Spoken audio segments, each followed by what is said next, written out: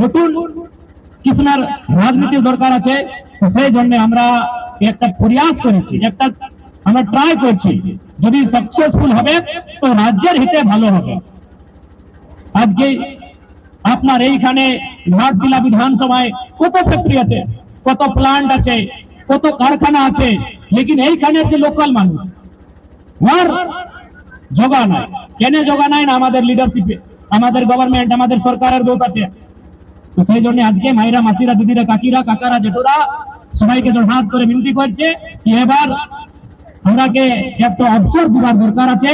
আর নিশ্চয়ই আমরা আপনার মধ্যে, আমরা রাজার ঘরে নাই বটি না, আমরা ভিআইপি ঘরের বটি, আমরা আপনার মধ্যের বটি। আপনি তো মোবাইলে দেখে আমাদের দাদির গল্প, আমাদের ঘর বাড়ি, আমাদের কুয়া চর্ত দেখে, আমাদের দাদির গল্প তো আপনি মোবাইলে দেখে আমাকেই কত কমপ্লেন করে কি আপনি এমএলএ আর ভোটার একটা বাথরুম বানাচ্ছেন। এই সত্য কথা কি আপনি একটা ঘর নাই, তোমাদের ঘরে পানি থাকে, তুমি এমএলএ বটি আর তোমাদের ঘর নাই। আপনি তো আমাদের ঘরের স্থিতি জানি। আমি আপনার মধ্যে ছেলে বটে, সেই জন্য আমি আপনার দুঃখ সমস্যাকে আপন নিজের বলে, নিজের মানি। সেই জন্য আজকে এই সরকারের ছুট দেওয়ার দরকার আছে। এই মহিলা সমান যোজনা যে ঢোল পিটছে, তো আপনিও জানে এই টাকাটা কোথায়